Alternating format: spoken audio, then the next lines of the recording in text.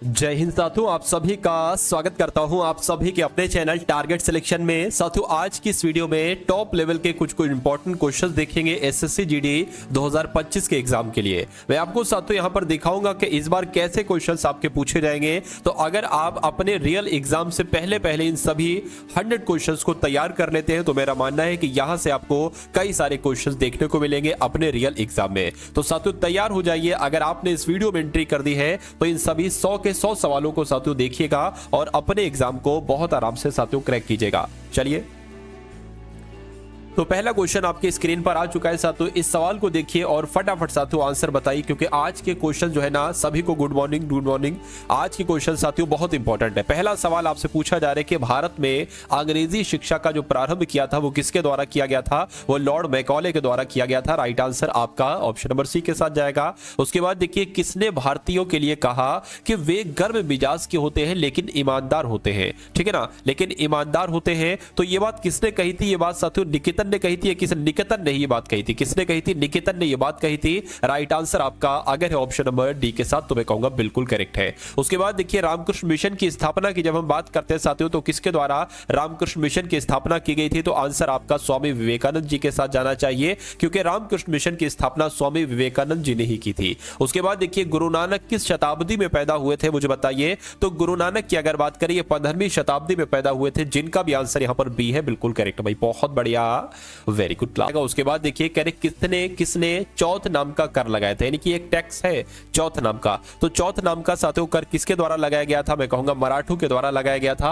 Answer आपका option number A हो जाएगा। उसके बाद देखिए, कौन सा नगर फिरोज शाह तुगलक के द्वारा बनाया गया था? तो कौन सा नगर फिरोज शाह तुगलक के द्वारा बनाया गया था? मैं कहूंगा फिरोजपुर जो है ना, ये किसने बनवाया था साथियों? फिरोज शाह तुगलक नहीं तो बनवाया था। उसके बाद देखिए, अगला सवाल है, दीन इलाही की स्थापना साथियों किसने की थी? बताइए। तो दीन इलाही की स्थापना बाबर ने की थी? नहीं। हुमायूं ने की थी? नहीं साथियों, अकबर ने की थी। यानी कि अकबर ने ही दीन इलाही की स्थापना की थी। आंसर आपका जो जाना चाहिए वो ऑप्शन नंबर सी के साथ जाना चाहिए। साथियों, अगर आपने अभी तक इस वीडियो को लाइक नहीं किया है तो मैं रिक्वेस्ट करूंगा वीडियो को लाइक कर दीजिए, और अगर आप लोग चैनल पर नए हैं तो चैनल को साथियों तुरंत सब्सक्राइब भी कर दीजिए, ठीक है ना। और जिन लोगों ने अभी तक वीडियो को शेयर नहीं किया तो तुरंत साथियों एक बार 2 सेकंड के अंदर वीडियो को शेयर करके वापस आ जाइए। चलिए, अगला सवाल देखिए, करके किसने विधवा पुनर्विवाह अधिनियम पारित किया? तो किसने साथियों विधवा पुनर्विवाह अधिनियम पारित किया? मैं कहूंगा लॉर्ड कैनिंग के द्वारा ही विधवा पुनर्विवाह अधिनियम को पारित किया गया था, लॉर्ड कैनिंग के द्वारा। अगला सवाल है, मुगल काल के दौरान मनसबदार थे। तो मुगल काल के दौरान मनसबदार जो थे ना साथियों, ये राज्य पद अधिकारी थे। सही जवाब आपका जो जाना चाहिए वो किस ऑप्शन के साथ जाएगा? वो ऑप्शन नंबर सी के साथ जाएगा। उसके बाद देखिए, अगला सवाल आपकी स्क्रीन पर, और उससे पहले साथियों मैं आपको बता दूं कि मैं कोशिश करूंगा कि रोज रात 8 बजे, क्या रोज रात 8 बजे साथियों आपकी एक ऐसी क्लास हो जिस क्लास में आपकी पूरी हिंदी क्लियर हो जाए, पूरी साथियों जीएस हो जाए, प्लस करंट अफेयर भी उसमें करवा दूं मैं, और जो रीजनिंग के इंपॉर्टेंट क्वेश्चंस बनते हैं ना साथियों उनको भी मैं उसी क्लास में कंप्लीट करवा दूं, और मैथ को भी साथियों उसी क्लास में कंप्लीट करवा दूं। तो ये क्लास साथियों शुरू की गई है और ये आपके एग्जाम तक चलेगी। मेरा मानना है कि अगर आप ये रात 8 बजे वाली लाइव क्लास को देख लेते हैं तो आपका कुछ भी नहीं बचेगा। यानी कि पूरे सिलेबस का एक टॉपिक चुन के साथियों मैं खत्म कर रहा हूं। यानी कि हर एक टाइप को मैं खत्म कर रहा हूं। जिस टाइप का आपसे क्वेश्चंस पूछा जाएगा ना, तो एग्जाम से पहले समझदारी इसी में होगी कि साथियों एग्जाम से पहले वो मटेरियल पढ़ लिया जाए, वो कंटेंट पढ़ लिया जाए जो आपके एग्जाम में आपसे पूछा जाए। तो रोज रात 8 बजे साथियों कोशिश किया करिए आप क्लास में आने की। अब यहां पर अगर बात करें करके भारतीय रेल तथा डाक सेवाएं किसके शासनकाल में शुरू की गई थी? तो ये तो लॉर्ड डलहौजी के कार्यकाल में शुरू की गई थी। आंसर जिनका ऑप्शन नंबर डी है, बिल्कुल करेक्ट है। अब उसके बाद देखिए, नेक्स्ट नंबर का सवाल है, कह रहे कि भारतीय तिरंगा झंडा ये सबसे पहले कब फहराया गया था? बताइए।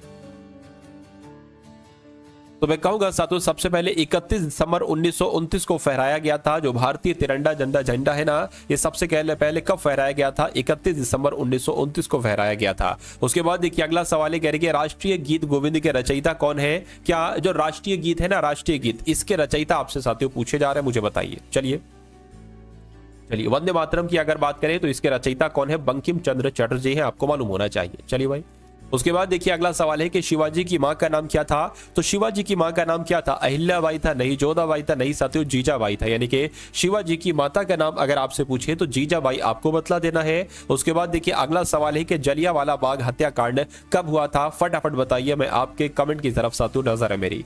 चलिए, तो जलियांवाला बाग हत्याकांड की जब हम यहां पर बात करते हैं साथियों, तो क्या आपका सही जवाब हो सकता है?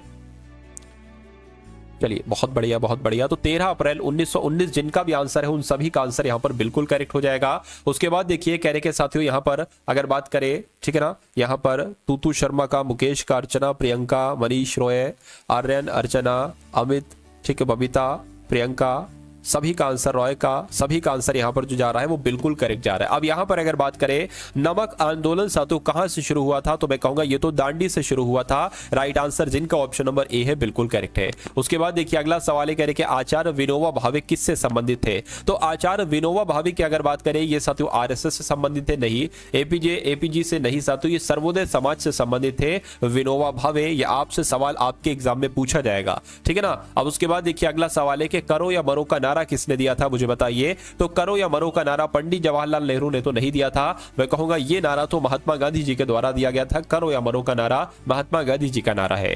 महात्मा गांधी जी को सबसे पहले राष्ट्रपिता से किसने संबोधित किया था, यानी कि महात्मा गांधी जी को सबसे पहले राष्ट्रपिता किसने कहा था, तो मैं कहूंगा सुभाष चंद्र बोस के द्वारा ही महात्मा गांधी जी को सबसे पहले राष्ट्रपिता कहा गया था।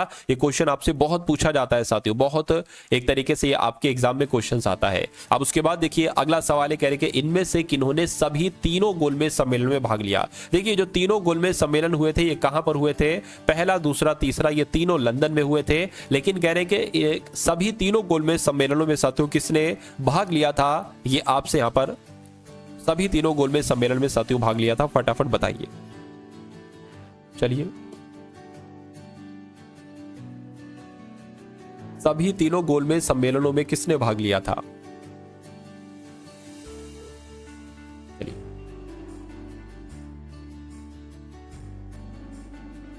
तीनों गोलमेज सम्मेलन में किसने भाग लिया था। बहुत बढ़िया, यहां पर मैं साथियों कमेंट की तरफ निगाह है मेरी।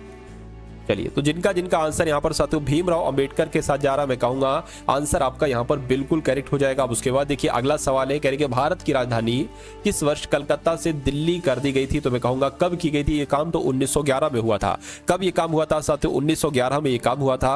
अगला सवाल देखिए, कह रहे कि किसको शेर ए पंजाब कहा जाता है, शेर ए पंजाब यानी कि पंजाब का शेर किसे कहा जाता है, तो लाला लाजपत राय, आप लोग याद रखेंगे लाला लाजपत राय को शेर ए पंजाब कहा जाता है, जिनका आंसर ऑप्शन नंबर ए के साथ है। उसके बाद देखिए कह रहे कि लौह पुरुष के रूप में साथियों किसको जाना जाता है, तो सरदार वल्लभ भाई पटेल की अगर बात करें, ठीक है ना, सरदार वल्लभ भाई पटेल को आयरन मैन कहा जाता है, यानी कि लौह पुरुष कहा जाता है। सही जवाब जिनका भी ऑप्शन नंबर डी के साथ है, मैं कहूंगा आंसर आपका बिल्कुल करेक्ट है। अब उसके बाद देखिए कह रहे कि भूमध्य रेखा के सहारे 1 डिग्री देशांतर दूरी लगभग बराबर होती है, तो कितने के बराबर होती है साथियों, 111 किलोमीटर के बराबर होती है। यह भी बहुत इंपॉर्टेंट क्वेश्चन है और कई बार आपके एग्जाम में मैंने साथियों देखा है। उसके बाद देखिए कह रहे कि जावा और सुमात्रा द्वीप किस देश में स्थित है, तो डायरेक्ट आपसे साथियों ये सवाल पूछा जाएगा, आप लोग बता देंगे कि जो जावा द्वीप और सुमात्रा द्वीप है ये किस देश में है, ये इंडोनेशिया में। कहां पर है साथियों, ठीक है ना, ये इंडोनेशिया में है। चलिए उसके बाद देखिए अगला सवाल है, कह रहे कि बुडापेस्ट निम्नलिखित में से किस देश की राजधानी है, तो बुडापेस्ट साथियों ये तो हंगरी की राजधानी। अगर आपसे ये पूछा जाए कि हंगरी देश की राजधानी क्या है, तो आपको क्या बता देना है, आपको साथियों बुडापेस्ट बता देना है। उसके बाद देखिए अगला सवाल है कि विश्व में जूट उत्पादों का सबसे बड़ा उत्पादक है, मुझे बताइए। चलिए तो इसमें से अगर बात करें साथियों बांग्लादेश आपका राइट आंसर हो जाता है। अगला देखिए वृहद ज्वार भाटा कब आता है, बताइए। तो वृहद ज्वार भाटा की यहां पर बात की गई है, ये साथियों कब आता है, ये पूर्णमासी को और अमावस्या को आता है, यानी कि आंसर आपका जो जाएगा वो ऑप्शन नंबर डी के साथ जाएगा, यानी कि ए भी सही है और बी भी सही है। उसके बाद देखिए कह रहे कि स्वेज नहर मध्य सागर को किससे जोड़ती है, बताइए। तो स्वेज नहर की जब हम साथियों बात करते हैं, ये तो लाल सागर और मध्य सागर के बीच है, यानी कि स्वेज नहर लाल सागर और मध्य सागर को जोड़ती है, ये आपको मालूम होना चाहिए। राइट आंसर जिनका ऑप्शन नंबर ए के साथ है, मैं कहूंगा बिल्कुल करेक्ट है। ईरान की मुद्रा की जब हम बात करते हैं साथियों, तो ईरान की मुद्रा क्या है, बताइए। चलिए ईरान की मुद्रा साथियों क्या है, तो रियाल है। क्या है साथियों ईरान की मुद्रा, ईरान की मुद्रा रियाल है। उसके बाद देखिए कह रहे कि कौन सा धूमकेतु हर 76 वर्ष के बाद दृष्टिगोचर होता है। साथियों देखिए जो भी प्रश्न आपको यहां पर करवाए जा रहे हैं, क्या जो भी प्रश्न आपको यहां पर करवाए जा रहे हैं, आप लोग कोशिश करिए कि वो साथियों क्लास में ही आपके तैयार हो जाए, यानी कि वो सवाल आपके साथियों क्लास में ही तैयार हो जाए, क्योंकि आपको आपके एग्जाम में जो क्वेश्चन देखने को मिलेंगे वो लगभग साथियों ऐसे ही और यही क्वेश्चन देखने को मिलेंगे। तो यहां पर जब हम बात करते हैं साथियों हेलिस की, तो ये एक ऐसा धूमकेतु है जो हर 76 वर्ष के बाद साथियों दृष्टिगोचर होता है। राइट आंसर आपका ऑप्शन नंबर ए हो जाएगा। अब उसके बाद देखिए आपसे पूछा जा रहा है कि लैंड ऑफ मिडनाइट सन किसे कहा जाता है? स्वीडन को कहा जाता है, नॉर्वे को कहा जाता है, फिनलैंड को कहा जाता है या आयरलैंड को कहा जाता है? तो मैं कहूंगा साथियों कि लैंड ऑफ मिडनाइट सन किसको कहा जाता है? नॉर्वे को कहा जाता है। जिनका भी आंसर जो लोग भी यहां पर ऑप्शन नंबर बी के साथ है, मैं कहूंगा आंसर आपका यहां पर बिल्कुल करेक्ट हो जाएगा। चलिए अब उसके बाद देख लीजिए नेक्स्ट नंबर का सवाल है आपकी स्क्रीन पर। देखिए इस सवाल को और मुझे बताइए कि आपका राइट आंसर क्या होगा। चलिए बहुत शानदार क्वेश्चन है साथियों। गुलाबी शहर, ठीक है ना, गुलाबी शहर की बात यहां पर की जा रही है। फटाफट आप लोग यहां पर बता देंगे साथियों राइट आंसर क्या होगा। तो अगर आपका जवाब साथियों यहां पर जयपुर है, यानी कि राजस्थान में जो जयपुर है उसको गुलाबी शहर कहा जाता है, यानी कि साथियों पिंक सिटी कहा जाता है, तो मैं कहूंगा बिल्कुल सही आपका आंसर है। जिनका भी आंसर सी बिल्कुल करेक्ट है। उसके बाद देखिए अगला सवाल है साथियों आपकी स्क्रीन पर, बताइए। बिल्कुल सही भाई। यानी कि इनमें से किस देश की सीमा भारत से नहीं मिलती है? बताइए इनमें से किस देश की सीमा भारत से नहीं मिलती है, बताने की कोशिश करेंगे। देखिए चीन तो भारत का पड़ोसी देश है, ठीक है, और उसके अलावा भूटान भी है ना, ठीक है ना, भूटान भी है और साथियों बर्मा भी है। अफगानिस्तान साथियों नहीं है, तो इसलिए आपका राइट आंसर जो होगा वो ऑप्शन नंबर बी के साथ जाएगा। महाबलीपुरम किस राज्य में स्थित है? बताइए। तो महाबलीपुरम की अगर बात करें तो ये तो साथियों तमिलनाडु में स्थित है। ये कहां पर स्थित है? ये तमिलनाडु में स्थित है। आंसर आपका ऑप्शन नंबर डी के साथ जाएगा। खासी और गारो किस राज्य की भाषाएं हैं? तो अगर आपसे यह सवाल पूछा जाए कि खासी और गारो किस राज्य की भाषाएं हैं, तो मेघालय आपको बता देना है। क्या? मेघालय साथियों आपको बता देना है। उसके बाद देखिए गिर फॉरेस्ट इनमें से संबंधित है। तो गिर फॉरेस्ट की जब हम बात करते हैं तो ये किससे संबंधित है? ये साथियों शेर से संबंधित है। ये भी आप लोग यहां पर ध्यान रखेंगे भाई। बहुत बढ़िया, वेरी गुड क्लास। चलिए साथियों उसके बाद देखते हैं नेक्स्ट नंबर का सवाल है, कह रहे कि हरित क्रांति इनमें से किसकी उपज बढ़ाने से संबंधित है? तो हरित क्रांति की अगर साथियों यहां पर हम लोग बात करें ये किसकी उपज बढ़ाने से संबंधित है, तो मेरे हिसाब से साथियों गेहूं आपका राइट आंसर है। और बिल्कुल राइट आंसर भी आपका बी है, यानी कि हरित क्रांति, ठीक है ना, ये गेहूं की उपज बढ़ाने से संबंधित है। उसके बाद देखिए जो अजंता की गुफाएं है ना, ये कहां पर है? ये बिहार में है, या मध्य प्रदेश में है, या गुजरात में है, या साथियों ये महाराष्ट्र में है? तो मैं कहूंगा ये तो महाराष्ट्र में स्थित है। क्या जो अजंता की गुफाएं है ना साथियों, ये कहां पर स्थित है? ये महाराष्ट्र में स्थित है। जिनका भी आंसर ऑप्शन नंबर डी के साथ है, मैं कहूंगा बिल्कुल करेक्ट है। उसके बाद देखिए इनमें से किस राज्य में भील नहीं मिलते हैं? यानी कि जो भील जनजाति है ना साथियों, ये कहां पर नहीं मिलते हैं? फटाफट आप लोग यहां पर बता दीजिए। चलिए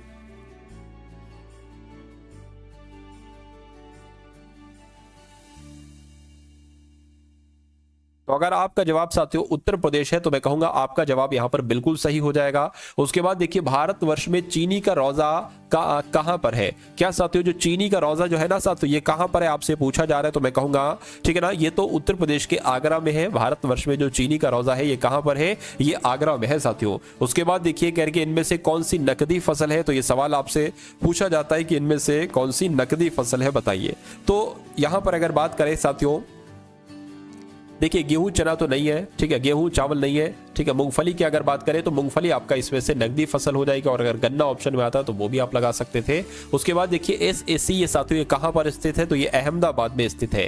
ये कहां पर स्थित है साथियों? अहमदाबाद में स्थित है। भारत तथा श्रीलंका के मध्य बालू एवं पत्थर का पुल जो है ना, ये साइज का पुल कहलाया जाता है, एडमन का पुल कहलाया जाता है, हीराकुंड डैम कहलाया जाता है, या रंजीत डैम कहलाया जाता है? तो मैं कहूंगा ये तो एडमन का पुल कहलाया जाता है, यानी कि भारत श्रीलंका के बीच जो बालू एवं पत्थर का पुल है ये एडमन पुल है। आंसर आपका जाना चाहिए ऑप्शन नंबर बी के साथ। अगला सवाल है कह के पूरे भारत में कौन सा अनाज सबसे लोकप्रिय है, बताइए। तो पूरे भारत में कौन सा अनाज सबसे लोकप्रिय है? मैं कहूंगा चावल साथियों सबसे लोकप्रिय है। राइट आंसर आपका किस ऑप्शन के साथ जाएगा? साथियों ऑप्शन नंबर बी के साथ जाएगा भाई। बहुत बढ़िया, वेरी गुड क्लास। चलिए साथियों अब उसके बाद देखते हैं नेक्स्ट नंबर का सवाल है, कह रहे कि विवेकानंद चट्टान को समुद्र स्पर्श करते हैं। यानी कि विवेकानंद चट्टान की जब हम बात करें तो अरब समुद्र स्पर्श करते हैं, बिल्कुल स्पर्श करते हैं।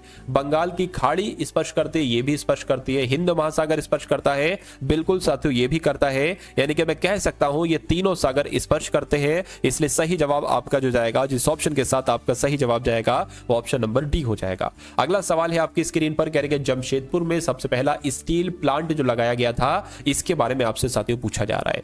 चलिए किसका लगाया गया था? बिरला, टाटा, बजाज।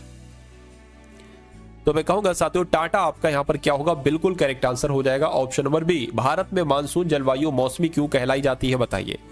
सभी के सभी साथियों एकदम टॉप लेवल के क्वेश्चंस हैं, तो बहुत आराम से साथियों इनको आपको देखना है। यहां पर अगर बात करें भारत में मानसून जलवायु मौसमी क्यों कहलाई जाती है, मानसूनी वर्षा की वजह से नहीं, अनिश्चित जलवायु की वजह से नहीं, मौसम में भिन्नता की वजह से। बिल्कुल सही साथियों, आंसर आपका जो जाना चाहिए वो किस ऑप्शन के साथ जाएगा, वो ऑप्शन नंबर सी के साथ जाएगा।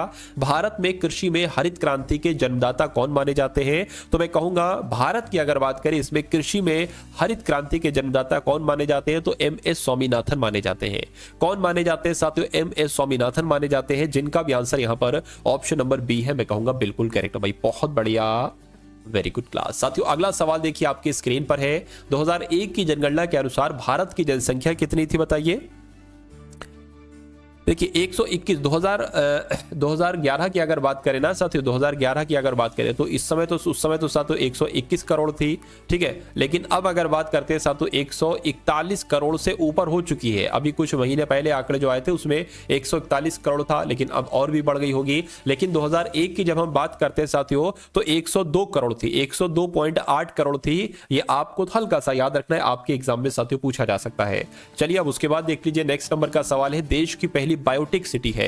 देखिए 50 सवाल हो चुके हैं और 50 सवाल आपके बाकी हैं, तो आप थोड़ा सा साथियों क्या रखेंगे, थोड़ा सा आप धैर्य रखेंगे और इन सभी सवालों को देखकर जाएंगे। क्योंकि मेरा मानना है साथियों अगर आप अच्छे तरीके से मेहनत करेंगे तभी ऊपर वाला देखता है, कहता है कि हाँ भाई ये तो मेहनत से पढ़ रहा है, इसका सिलेक्शन होना चाहिए। और अगर 39,000 सीट में से आप एक सीट नहीं ले पाए तो ये समझ लीजिए साथियों फिर बेकार आदमी हो आप। यानी कि इतनी बड़ी बंपर वैकेंसी में एक सीट अगर आप नहीं ले पा रहे तो आप कैसे साथियों आगे बढ़ोगे। तो आपका जो फर्स्टली टारगेट है साथियों उस टारगेट को पूरा करिए। एसएससी जीडी में साथियों एक सीट तो लेकर ही मानिए, मेहनत इतनी कर डालिए कि वो सीट साथियों आपके लिए तड़पे कि भाई मैं तो लूंगा ना, यानी कि मैं इसी के पास जाऊंगा। तो आप मेहनत अभी करिए, अभी समय है, आप सब कुछ कर सकते हो। अपनी मैथ, रीजनिंग, हिंदी, जीके सब कुछ आप अपनी तैयार कर सकते हो, थोड़ा समय है। लेकिन अगर आपने थोड़ी सी और ढील दी, 20-25 दिन और ढील दी, फिर घबराहट आपको मिल जाएगी जब बिल्कुल फाइनल नोटिस आ जाएगा आपका एग्जाम डेट का, फिर बहुत घबराहट वगैरह हो जाएगी, ठीक है। जब साथियों सिटी वगैरह आपको मालूम पड़ने लगेगी ना कि भाई एसएससी जीडी की सिटी ये है, लिंक एक्टिवेट हो जाएगा, तो उसमें इतनी घबराहट हो जाएगी फिर आप सही तरीके से पढ़ाई भी नहीं कर पाओगे। तो अभी समय, अभी आप पढ़ लो। कह रहे कि देश की पहली बायोटिक सिटी की अगर बात करें तो लखनऊ आपका यहां पर बिल्कुल सही जवाब हो जाएगा। उसके बाद देखिए भारत के प्रथम उप प्रधानमंत्री कौन थे बताइए। चलिए तो भारत के प्रथम उप प्रधानमंत्री सरदार वल्लभ भाई पटेल आपका यहां पर साथियों सही जवाब हो जाएगा। अगला सवाल है आपकी स्क्रीन पर, देखिए सवाल को और बताइए राइट आंसर क्या होगा। कह रहे कि लोकसभा की अधिकतम सदस्य संख्या कितनी हो सकती है बताइए। तो मैं कहूंगा कितनी हो सकती है, 552 जो है ना, ये लोकसभा की अधिकतम सदस्य संख्या हो सकती है, जिनका भी आंसर ऑप्शन नंबर डी के साथ है, बिल्कुल करेक्ट भाई, बहुत बढ़िया, वेरी गुड क्लास यह है। अब उसके बाद देखते हैं नेक्स्ट नंबर का सवाल है, कह रहे कि भारत में पंचायती राज ये कब शुरू किया गया बताइए। तो देखिए पंचायती राज व्यवस्था की जब हम बात करते हैं तो ये तो 1959 में शुरू किया गया था। कब? 1959 में शुरू किया गया था, इसलिए सही जवाब आपका ऑप्शन नंबर बी के साथ जाएगा। अगला देखिए भारत में लोकसभा के लिए अब तक कितनी बार चुनाव हो चुके हैं। तो भारत में लोकसभा के लिए अब तक कितनी बार साथियों चुनाव हो चुके हैं, फटाफट यहां पर आप लोग मुझे बताइए। अच्छा सवाल है ये। भारत में लोकसभा के लिए अब तक कितनी बार चुनाव हो चुके हैं?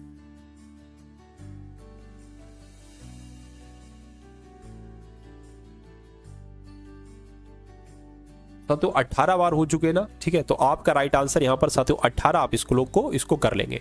उसके बाद देखिए अगला सवाल है आपकी स्क्रीन पर, इस सवाल को देखिए और फटाफट मुझे आंसर बताइए। कह रहे कि 12वें वित्त आयोग के अध्यक्ष कौन थे। तो 12वें वित्त आयोग के अध्यक्ष अगर बात करें तो रंगराजन आपको लगा देना है वैसे। उसके बाद देखिए भारत के वो प्रधानमंत्री जिसने चीन की कभी यात्रा नहीं की, यानी कि कौन ऐसे भैया प्रधानमंत्री थे जो चीन कभी नहीं गए, आपसे पूछा जा रहा है। तो मैं कहूंगा इंदिरा गांधी की जब हम बात करते हैं तो इंदिरा गांधी की गोली मारकर हत्या की गई थी, ठीक है। तो इंदिरा गांधी की अगर बात करें, ये साथियों कभी चीन की यात्रा इन्होंने नहीं की थी। उसके बाद देखिए भारत के मुख्य चुनाव आयुक्त साथियों कौन है। तो यहां पर अगर बात करें, ये तो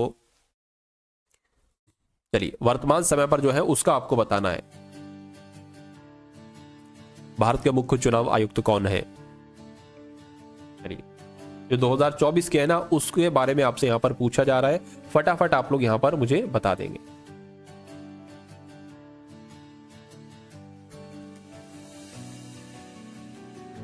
चलिए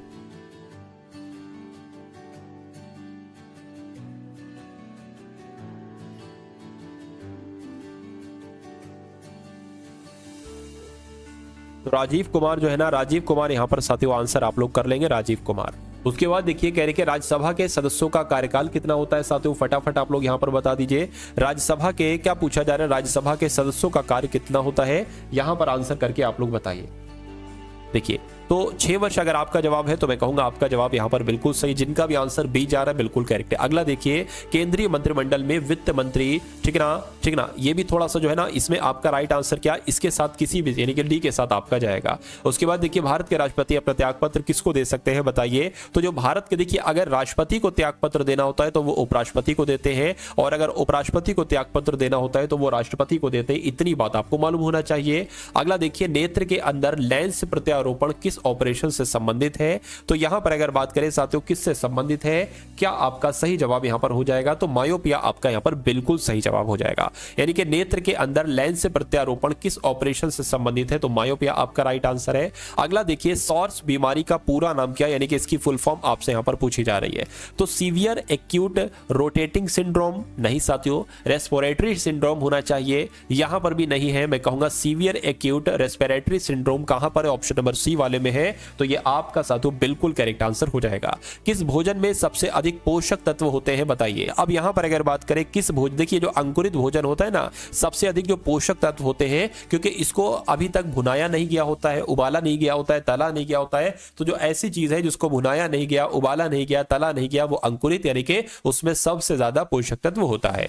अगला है करके, एक स्वस्थ व्यक्ति को कितनी कैलोरी की आवश्यकता होती है बताइए। देखिए एक स्वस्थ व्यक्ति जो है, इसको लगभग 3000 कैलोरी तो बहुत ज्यादा हो जाएगी, 2400 कैलोरी की आवश्यकता होती है। लेकिन 2400 कैलोरी बहुत मुश्किल से सातों इंसान ले पाता है, क्योंकि जब आप एक रोटी खाते हैं, कितनी, एक रोटी लगभग नॉर्मल साइज की खाते हैं, तो उसमें साथियों 100 कैलोरी होती है। कितनी कैलोरी होती है, 100 कैलोरी होती है। एक अगर आप अंडा खाते हैं तो उसमें लगभग 80-90 या हम 100 कैलोरी साथियों मान सकते हैं, ठीक है ना। तो ऐसे करके होती है। तो दिन में अगर मान लीजिए सुबह में अगर आपने 2, फिर दोपहर में 3, फिर 3 मान लीजिए 7-8 रोटी खा ली, तो 700 कैलोरी आपकी इससे बन गई। और जो आपने साथियों डिश वगैरह खा ली, जो भी खा ली, मतलब कुल मिला के 2400 कैलोरी लेना थोड़ा सा मुश्किल हो जाता है, जब तक अगर बंदा अपनी एक्स्ट्रा डाइट से, सिर्फ खाने पीने से, 3 टाइम के खाने से ये 2400 कैलोरी नहीं पूरी होती है। बाकी आपको एक्स्ट्रा डाइट वगैरह लेना पड़ती है, तब जाकर ये कैलोरी पूरी हो पाती है। उसके बाद देखिए अगला सवाल ये कह रहे हैं कि न्यूटन सेकंड निम्नलिखित में से किसका मात्रक है बताइए। तो न्यूटन सेकंड की अगर यहां पर हम लोग बात करते हैं, ये साथियों संवेग का मात्रक यानी कि मोमेंट का मात्रक है। राइट आंसर आपका जो जाएगा वो किस ऑप्शन के साथ जाएगा, वो ऑप्शन नंबर डी के साथ जाएगा। भारी जल यानी कि हैवी वाटर का अणु भार कितना होता है, तो अगर आपसे पूछा जाए कि भारी जल का अणु भार कितना होता है, तो 20 आंसर आपको बताना है। क्या बताना है साथियों, 20 आंसर आपको बताना है। निम्नलिखित में से किसकी व्याख्या के लिए क्वांटम सिद्धांत की आवश्यकता पड़ती है, तो किसकी बात चल रही है साथियों। मैं कहूंगा अगर बात करते हैं प्रकाश विद्युत प्रभाव की, यानी कि प्रकाश विद्युत प्रभाव की व्याख्या के लिए किस सिद्धांत की आवश्यकता पड़ती है, तो क्वांटम सिद्धांत की आवश्यकता पड़ती है। ये आप सभी लोगों को यहां पर मालूम होना चाहिए भाई। बहुत बढ़िया, very good class. Diesel engine में ज्वलन किस प्रकार उत्पन्न किया जाता है, तो साथियों किस प्रकार उत्पन्न किया जाता है, घर्षण से उत्पन्न किया जाता है। मैं कहूंगा बिल्कुल घर्षण से ही उत्पन्न किया जाता है। निम्नलिखित में से प्रकाश की प्रकृति कौन है बताइए। तो निम्नलिखित में से प्रकाश की जो प्रकृति होती है ना साथियों, ये कैसी होती है फटाफट बताइए। ये एक्स किरणें होती है। राइट आंसर अगर सवाल आपसे ऐसा पूछा जाए तो ऑप्शन नंबर आपको बता दिया, एक्स किरणें आप लोग याद रखेंगे। चलिए भाई उसके बाद देख लेते हैं, कह रहे कि जिम कॉर्बेट नेशनल पार्क के किस राज्य में है बताइए। चलिए तो जिम कॉर्बेट राष्ट्रीय उद्यान की अगर बात करते हैं, ये तो सातों उत्तराखंड में है, ये आपको मालूम होना चाहिए। सही जवाब जिनका भी ऑप्शन नंबर ए के साथ है, मैं कहूंगा आंसर आपका बिल्कुल करेक्ट हो जाएगा।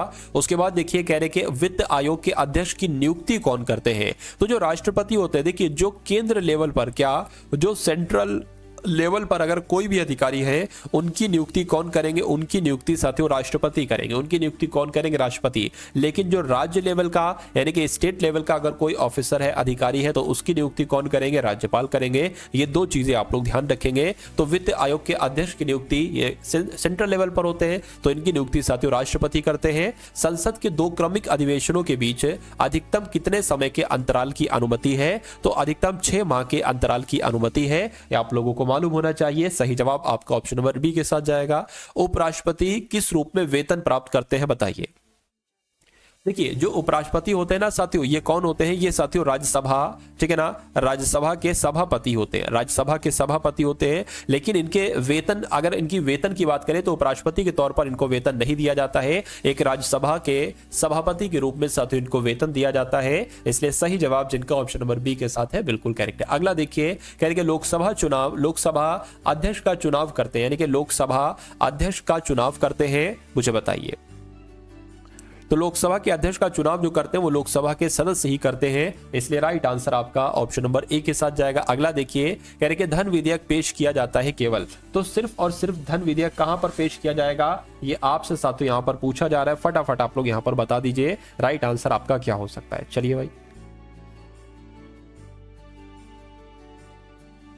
चलिए, तो आपको मालूम होना चाहिए साथियों, कई बार मैं आपको करवा चुका, एग्जाम में भी कई बार आपसे पूछा जा चुका है कि धन विधेयक पेश किया जाता है केवल लोकसभा में पेश किया जाता है। उसके बाद देखिए, क्षेत्रफल के आधार पर भारत का सबसे बड़ा राज्य कौन सा है, बताइए। तो क्षेत्रफल के आधार पर सबसे बड़ा राज्य कौन सा है, मैं कहूंगा राजस्थान है, बिल्कुल सही आपका राइट आंसर हो जाएगा साथियों ऑप्शन नंबर बी के साथ। उसके बाद देखिए, कह रहे कि भारत के किस राज्य की जनसंख्या सबसे कम है, तो मैं कहूंगा सबसे कम कहां की है, तो मैं कहूंगा यहां पर तो आपका सिक्किम सही जवाब हो जाएगा, ठीक है ना। चलिए अगला सवाल है, कह रहे कि दक्षिण गंगा किस नदी को कहा जाता है, तो दक्षिण गंगा की अगर बात करें साथियों किस नदी को कहा जाता है, फटाफट आप लोग बता दीजिए। चलिए साथियों, लगातार कमेंट की तरफ मेरी नजर है।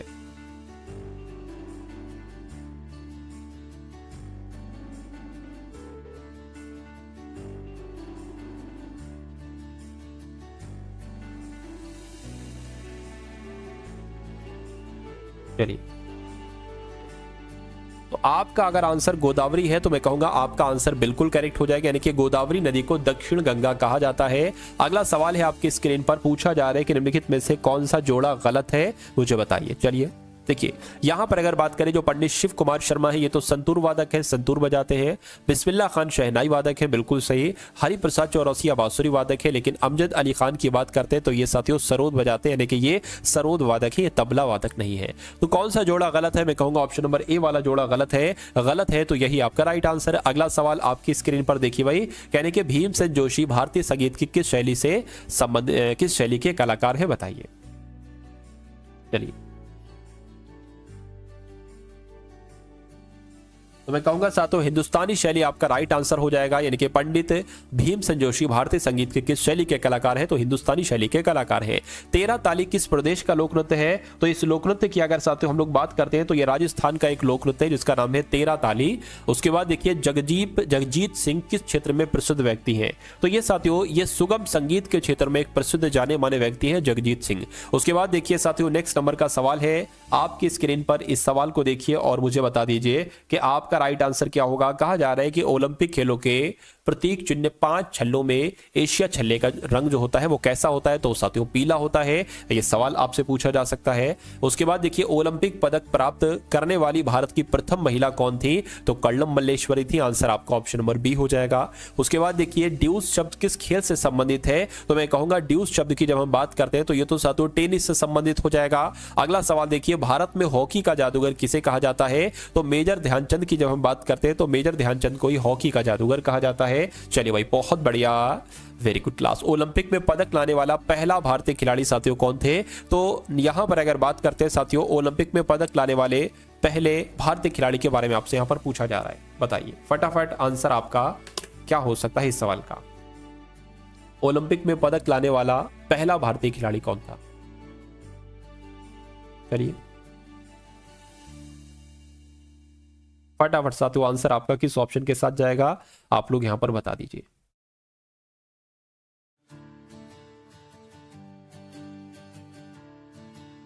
चलिए, तो यहां पर साथियों प्रतिमा, प्रियंका, रमेश प्रजापति, लवली, पिंकी, ठीक है, सभी का आंसर यहां पर जा रहा है, लेकिन राइट आंसर जो है ना वो नहीं आया है अभी तक किसी का।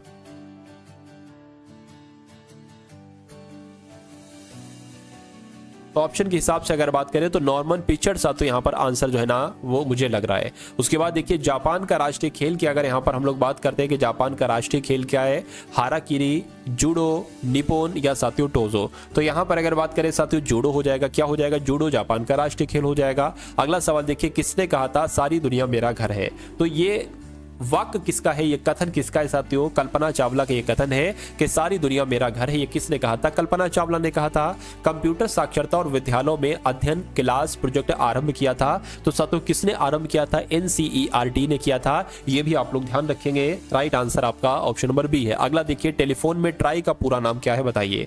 तो टेलीफोन में ट्राई का पूरा नाम क्या है? टेलीफोन रूल इंस्ट्रक्शन है, ये तो नहीं है। Telecom regulatory authority of India है, बिल्कुल सही साथियों। टेलीफोन में ट्राई का पूरा नाम मैंने आपको बता दिया, telecom regulatory authority of India है। उसके बाद देखिए, कर लो दुनिया मुट्ठी में, ये नारा की अगर बात करें, ये नारा साथियों किसका है बताइए? तो कर लो दुनिया मुट्ठी में धीरू भाई अंबानी का नारा है। इन्होंने ही साथियों ये नारा दिया था कि कर लो दुनिया मुट्ठी में। किसका नारा है? धीरू भाई अंबानी का नारा है, ठीक है ना। अब यहां पर अगर साथियों बात करें, WLL की फुल फॉर्म क्या होती है बताइए? चलिए भाई,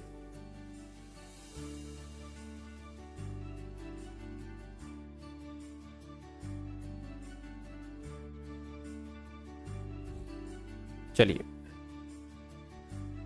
देखिए, यहां पर अगर बात करें, वर्किंग लोड लिमिट हो जाना चाहिए, लेकिन इसकी फुल फॉर्म यहां पर कहीं लिखी नहीं है कि WLL वर्किंग लोड लिमिट है, तो मैं कहूंगा साथियों यहां पर आंसर आपका डी हो जाएगा। उसके बाद देखिए, MF हुसैन है सबसे अधिक कलाकार, यानी कि ये कलाकार हैं। ये कौन है आपसे कुल मिला के पूछा जा रहा है, या फिल्म निर्माता है? नहीं, ये भी नहीं, ये भी नहीं, मैं कहूंगा कलाकार है ये MF हुसैन। उसके बाद देखिए, दोहा डायमंड में नीरज चोपड़ा ने कौन सा पदक जीता है? तो अभी साथियों जो दोहा डायमंड लीग हुआ है ना साथियों 2024 में, इसमें ठीक है ना, इसमें नीरज चोपड़ा ने सिल्वर पदक जीता है। राइट आंसर आपका ऑप्शन नंबर ए हो जाएगा। चलिए, उसके बाद देखिए, मुंबई क्रिकेट टीम का मुख्य कोच किसको नियुक्त किया गया है? तो मैं कहूंगा किसको किया गया? ओंकार साल्वी को किया गया है। अगला देखिए, किसने सुपर बेट रैपिड और ब्लिट्स टूर्नामेंट जीता है? तो किसने जीता है साथियों? यहां पर आपका राइट आंसर किस ऑप्शन के साथ जाएगा? फटाफट यहां पर आप लोग बताइए। तो मैं कहूंगा मैग्नस कार्लसन ने ही सुपर बेट रैपिड और ब्लिट्स टूर्नामेंट जीता है। अगला सवाल देखिए, ईदा शिशा नोंगरांग किस राज्य की पहली महिला पुलिस महानिदेशक बनी है? तो मैं कहूंगा मणिपुर। क्या ईदा शिशा नोंगरांग ये मणिपुर राज्य की पहली महिला पुलिस महानिदेशक नियुक्त की गई है। अगला सवाल है, और आज की इस वीडियो का अंतिम सवाल है आपकी स्क्रीन पर। कहा जा रहा है साथियों कि गोला फेंक स्पर्धा में, क्या साथियों? गोला फेंक स्पर्धा में राष्ट्रीय रिकॉर्ड बनाने वाली एकमात्र खिलाड़ी कौन बनी है? तो आभा खटुआ बनी है। इसलिए सही जवाब आपका किस ऑप्शन के साथ जाएगा? मैं कहूंगा ऑप्शन नंबर बी के साथ जाएगा। भाई बहुत बढ़िया, वेरी गुड क्लास। तो क्लास का आपको कैसी लगी साथियों, एक बार कमेंट सेक्शन में आप लोग जरूर बताइएगा। इस वीडियो को अगर आप लोग ने अभी तक लाइक नहीं किया तो साथियों लाइक करके इस वीडियो को जाइएगा, और अगर चैनल पर नए हैं तो चैनल को जरूर सब्सक्राइब करके बेल आइकन पर क्लिक कीजिएगा।